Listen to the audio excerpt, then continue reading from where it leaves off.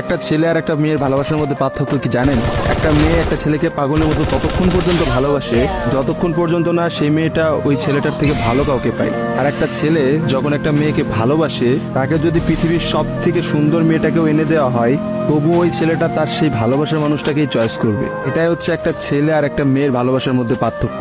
কারণ ছেলেরা কোনো সময় বেটার অপশন খোঁজে না, ছেলেরা সবসময় তার শান্তির জায়গাটা খোঁজে। আর একটা ছেলে একটা মেয়েকে যতটা ভালোবাসতে পারে, একটা মেয়ে তার এক গুণও ভালোবাসতে পারে না। ছেলেদের ভালোবাসাটা ভয়ঙ্কর রকম সুন্দর হয়, কারণ একটা ছেলে যখন একটা মেয়েকে মন থেকে ভালোবাসে, সেই মেয়েটার থেকে ভালো কোনো অপশন সে কখনো মাথার মধ্যে চিন্তাই করে না। ছেলেদের ভালোবাসার সাথে কারোর ভালোবাসার তুলনা করা যায় না। ছেলেরা তাদের ভালোবাসার মানুষটাকে যেমন অন্য কারোর সাথে সহ্য করতে পারে না, ঠিক তেমনি একটা ছেলে কখনোই তার ভালোবাসার মানুষটাকে রেখে অন্য কোনো মানুষের পেছনে কখনো ঘুরঘুর করে না। ছেলেরা কখনো কোনো বেটার অপশন বা কোনো সুন্দরী মেয়ে থেকে তার গার্লফ্রেন্ডকে ভুলে যেতে পারে না।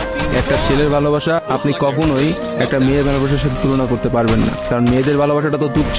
তারা একটু ভালো অপশন পাইলে, তারা একটু ভালো কাউকে পাইলে, বাইরে যেখানে দেখবে যে টাকা পয়সা আছে এমন কোনো জায়গা পেলে মেয়েরা সেখানেই ছুটে। তারা তাদের ভালোবাসার সম্পর্কটাকে ভুলে যেতে কোনো সময়ই নেয় না। একটা মেয়ে যত সহজে একটা ভালোবাসার সম্পর্ক ভুলে যায়, একটা ছেলে কিন্তু অত সহজে তার ভালোবাসার সম্পর্কটাকে ভুলতে পারে না। আপনি একটা জিনিস খেয়াল করে দেখেন তো, রাস্তার মোড়ে মোড়ে কতগুলো পাগল ঘুরে বেড়ায়। যে পাগলগুলোর মধ্যে ছেলেরা বেশি না মেয়েরা বেশি? আসলে নারীর ছলনাটা একটু বেড়ে গিয়ে কিন্তু ছেলেরা পাগল হয়ে যায়। আর তারাই কিন্তু সমাজে নানা রকম জায়গায় ঘুরে বেড়ায়।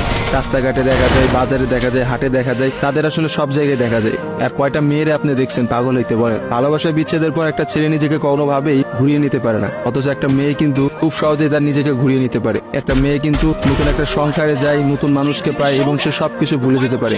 আসলে ভাই, নারীদের ছলনা বোঝার ক্ষমতা না ছেলেদের এখনো হয় নাই। একটা কথা আছে, ইতিহাস কিন্তু সাক্ষী যে নারীরা কিন্তু চরম ছলনাময়ী। আপনি কখনোই একটা নারীর ছলনা ধরতে পারবেন না।